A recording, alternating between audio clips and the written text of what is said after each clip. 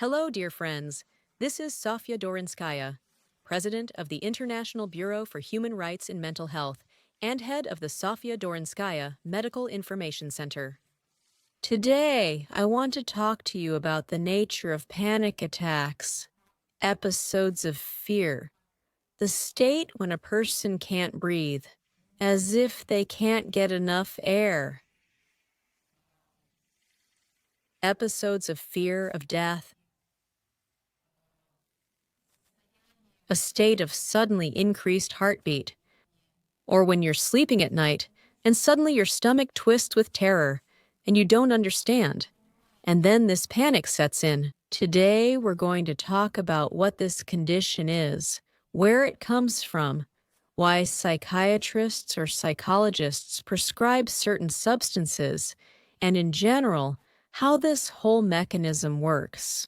So, let's first break down which part of the nervous system is at work when a person experiences terror, fear, anxiety, and so on.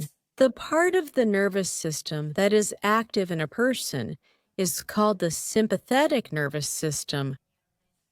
That very state of the human body, I'll repeat once again, is actually the animal part that brings a person back. If you like, yes, that's our body.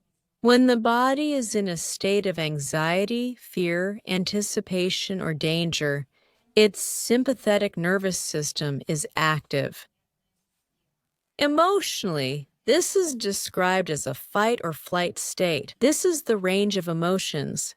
This is the scope, the feeling a person experiences. Because after all, a person is not just an animal. A person realizes that some kind of anxiety or fear is happening, and this is exactly where the sympathetic nervous system comes into play. But where does this state even come from? Now I'm going to ask you to answer one simple question, especially people who experience these sudden waves of terror, fear, heart palpitations, and so on. Do you think your life is a threat to you? And I think you will all answer this question. Your life is. Do you feel your life is constantly some kind of threat? Are you constantly expecting trouble? Are you constantly expecting that prices will go up, that utilities will increase from the new year? What's going to happen with your job? What's going to happen with your salary? What will the future of your children be like? If there is some situation right now, then you need to worry about it. You need to worry about whether your family is strong, whether everything is okay with your husband or wife, and so on and so on. So, if you look at your life, you are constantly living in a state of chronic horror, or fear, or anxiety, and you could also describe it as not feeling safe. You feel that life is quite dangerous, that life is quite unpredictable, and you can't control your life. And that means that physiologically, mentally, you live in this state of constant anxiety and danger. And naturally, your body lives in this state as well. You might ask me, well, how do we end up there and get stuck? A child is joyfully born and everything feels wonderful. But as life goes on and experiences, failures, disappointments, and traumas accumulate, for women, childbirth is a painful, difficult moment. There can also be some unconscious moments, surgeries, and so on and so on. A person sinks into this state of the autonomic nervous system, specifically the sympathetic state, where the body already perceives life itself as a certain threat. Everything around the person as well. One way or another, he can associate certain things with some kind of threat, with some kind of danger, with the expectation of some troubles, and so on. And that's how a person gets caught up in it. It's quite a wide range. I can say fight or flight. It starts with a person becoming rude or aggressive. They might respond to some completely insignificant, minor comments in a rude or disrespectful way. So it's within this range. He goes down, already scared and intimidated, and runs away. At the slightest responsibility, he panics and drops everything. So this is quite a wide range of a person's emotional state. And this is exactly what happens to you when you feel anxiety, fear, or terror. It's that sudden overwhelming wave when you come to a psychiatrist or psychotherapist. I hear now that they are already starting to prescribe these substances. What they prescribe to you, they prescribe to you. Ataraxike, anxiolytics, or tranquilizers. These are all substances, tranquilizers, calming agents, that block the action of the sympathetic nervous system. Here, the hormone adrenaline is at work. If you read about the mechanisms of action, all these substances, in one way or another, block the receptors that perceive adrenaline and its various components. You can simply look it up. So what happens when a person's nervous system is chemically blocked?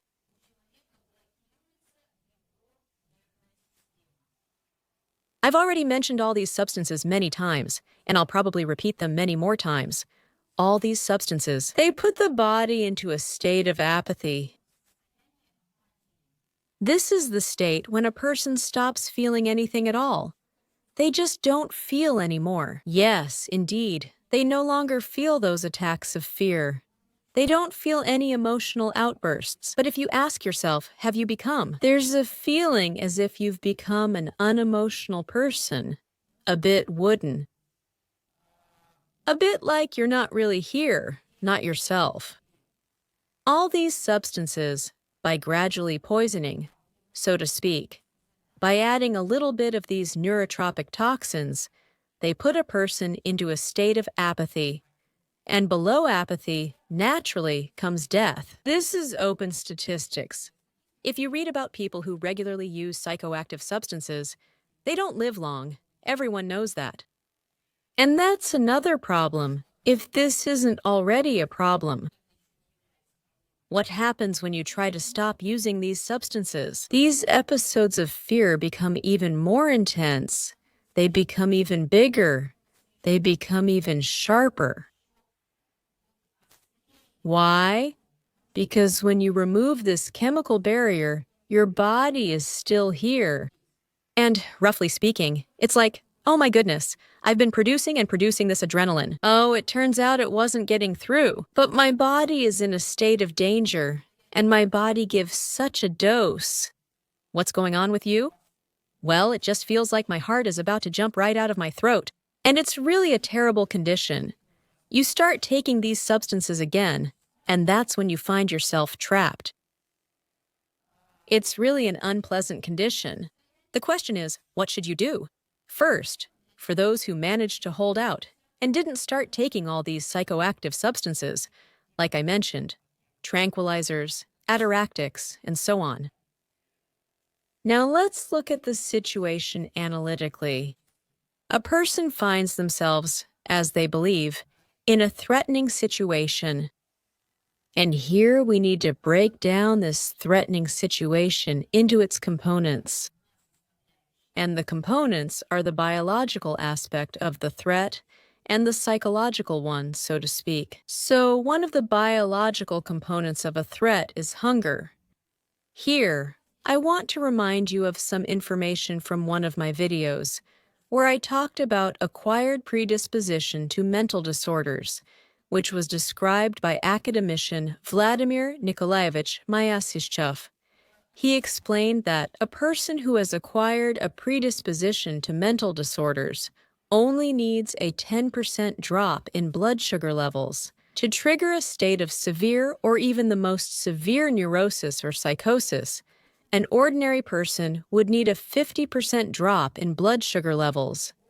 So, hunger is something you should completely avoid. In this case, food is your medicine. What does that mean? A 10% drop in blood sugar levels? This is the time when you haven't eaten for more than 3 hours. Therefore, your meals should be fractional and spaced out, distributed every 2.5 to 3 hours. Editor, the first sign that you missed your meal or didn't eat enough before is the onset of tension and irritability. When you suddenly snap at a normal phrase like, Ugh, what's wrong? And respond to everyone. This should be a signal for you that you need to go eat, that you need to have a meal, not sugar.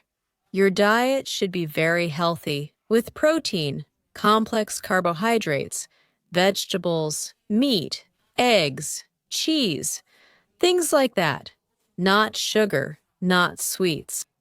I'll talk about it in another video because there are two systems involved there, the insulin system and the glucagon system. These are metabolic systems. I'll talk about that some other time. But if you eat sugar, you'll make this situation with your blood sugar levels even worse. So the first thing that matters is your diet. Let me say right away, if you're on some kind of diet, and for example, you don't eat after 6 in the evening, that's a direct path to your panic attacks, especially if they've already started for you. If you wake up at night for some reason and you feel this wave of terror, your stomach tightens and your heart is racing, that means, above all, you're hungry. You should calmly, analytically assess this situation. You need to get up and eat. Prepare yourself some food. It shouldn't be too cold or too hot. It shouldn't be too heavy, not a whole plate of dumplings, because otherwise you'll just be digesting and won't fall asleep. Maybe 2 boiled eggs or a piece of lean meat. Again, not cold, right?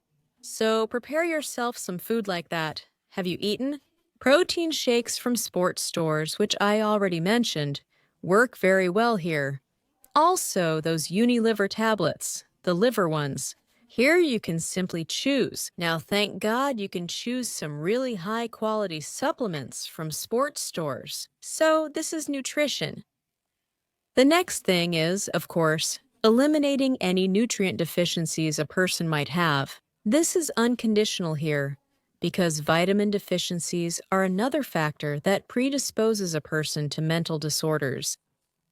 Of course, I can say that if you have any physical pathology here, for example, if you constantly have stomach pain, or you have a heart condition, or you have osteochondrosis, that is, some real physical pathology that constantly triggers these anxious impulses, you definitely need to treat it. You need to see a doctor. If you have gastritis, enteritis, and so on, you need to strictly follow your medical diets and watch what you eat. So here, your role is important. Your attending physician, who decides if you have any pathology and so on. So, I'll repeat, you need to monitor your blood sugar level so that it doesn't drop by more than 10%, and that means proper nutrition and eliminating deficiencies. You need to treat all your chronic or acute conditions. And next, this is where you need to use your mind. The goal of your actions. The goal of your actions is to push yourself by any means, to lift yourself above the level of this dangerous life, to at least bring yourself to a state of boredom. If possible, bring yourself to a state of joy. What do you need to do for that? First of all, you need to stop watching television, sitting on social media, and reading all these scary political news, and generally anything upsetting about unfortunate cats and dogs. I don't know, just turn it all off. You can simply do an experiment. Turn all of that off for 2 weeks. Just stop going online, turning on the television, listening to the radio. Just stop doing it. What should you do? You should organize your work and rest schedule so that you rest well. And in your free time, you should go for walks, for calm walks, to the forest if you live near water, then to the sea, to the river. If you live in the city and can't reach the forest, be sure to visit. Visit classical museums without those, social paintings that start stirring something up in your soul again. Museums, calm movies, listen to music, but not that kind of thump, thump, thump, thump, 120 beats per minute. No, the music should be very calm and soothing, so you just need to use your intellect to organize your life in a way that removes as many stressful, irritating, and threatening moments as possible.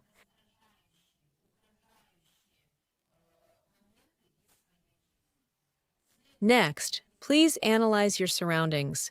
If there are people you don't enjoy communicating with, don't interact with them. If there are places you don't like to visit, don't go to those places. So just analyze what's happening and simply eliminate as much as possible if you can. I don't know, there's some coworker at your job. You can't even stand to hear his voice, and just seeing him turns you inside out. Turn your workspace around so you don't see him.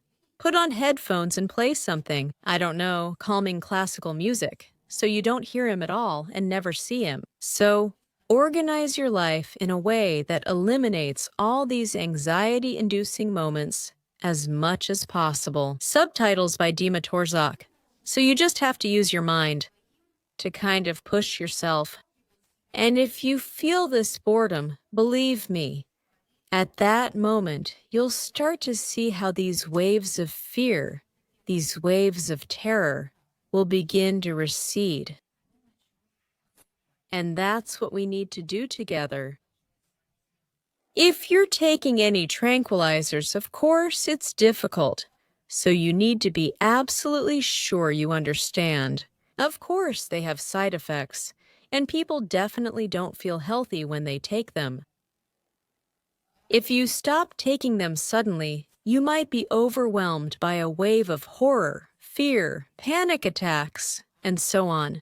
What should you do? What do we do? Yes, So, while people are taking their medications, their psychiatric prescriptions, they eliminate deficiencies, and they sift through their lives in such a way that nothing bothers them. And when the deficiencies are eliminated, little by little, they start to reduce these doses. But the body already has the resources to cope with this adrenaline rush, so that it goes more or less smoothly.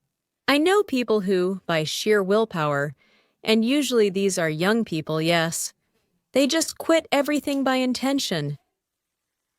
And they get twisted like that, but they endure it. But if after you quit, you don't address your nutrient deficiencies, you won't feel much better afterward.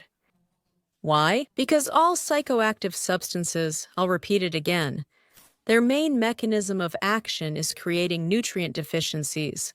And the nutrient deficiencies, that's already pain. It's the pain that keeps the body in this fight or flight range. But this pain, this deficiency, it doesn't affect the body that much yet. So, if you go get examined, your organs will be healthy. But the cellular pain, this kind of scattered or disseminated pain, yes, scattered, that's what will keep you in this state of fear. Therefore, of course, if you have the opportunity to eliminate nutrient deficiencies, and all your efforts should be aimed at your condition, your body, and your mind should be pushed, so to speak, out of this situation and at least into a state of boredom. I hope this was a clear video. If you have any questions about the topic, please write them to me on my website, because then they come directly to my email and I can work with these questions. I hope I explained it clearly. Of course, it's your decision whether to take certain substances or not, but you should always understand the consequences. You should always understand the price you have to pay for it. I hope this video was helpful. This was Sofia Dorinskaya. All the best. Goodbye.